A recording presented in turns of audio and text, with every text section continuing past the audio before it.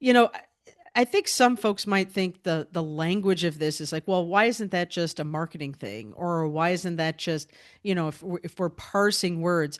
I think the core about the mindsets and the core beliefs, or core commitments, and kind of that overarching mission slash guiding principle, that whole architecture is really about the clarity and specificity that it provides. So Yeah. I think, and if you could speak to this a little bit, it's like the language wasn't just like, well, I like the word excellence over something else.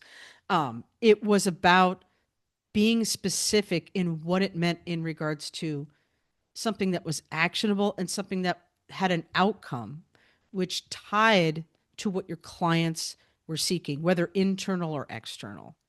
Right. And so the words like, looking at our commitment mindset, the words that go to describe what we mean by commitment are very specific. It talks about how we work through adversity. It talks about how we keep the project mission as the ultimate, the penultimate of what we're doing and delivering.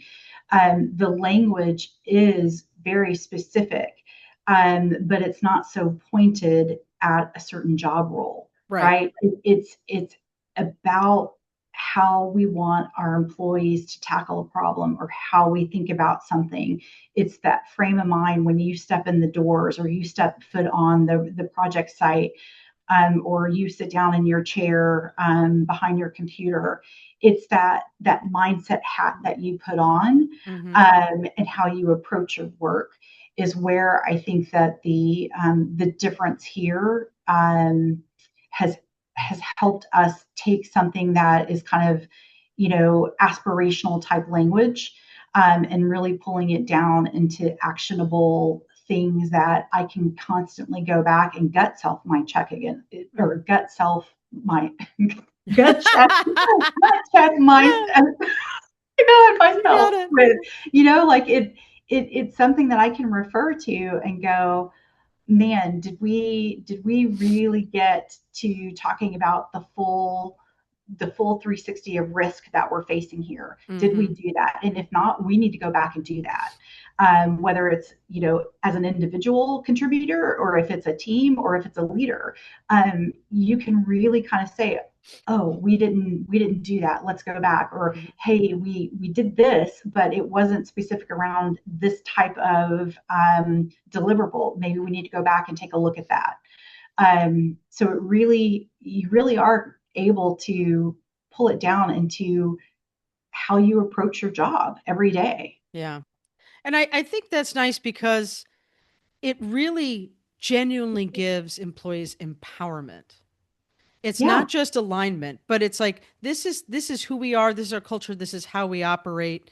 And there's no worry about, calling out a boss saying we haven't done X or Y. It's like this is the fabric of who we are. And so that gives them a voice to bring up things and to really reinforce that operating philosophy without anyone feeling isolated or feeling like they can't or feeling like they're not part of the organization, or maybe they're feeling kind of cloistered in some way. I think that's kind of the nice part of it is it's just it's a way of being that is the differentiator for Balfour Beatty specifically.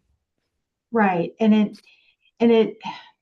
it's this kind of beautiful blend that sits right in the middle between um, our culture of, kind of who we are, and that, all the ways that people describe our culture and encounter our culture, to the way that we operate and those systems and those processes and those hard kind of defined things. It sits right in the middle of that. It's the convergence of that, that I think is really that sweet spot that I don't know that we set out knowing that that's what we were going to do and where we were going to hit, but that's where we ended up. And I think it's a beautiful place, um, when you're trying to align employees and, you know, give them a true north.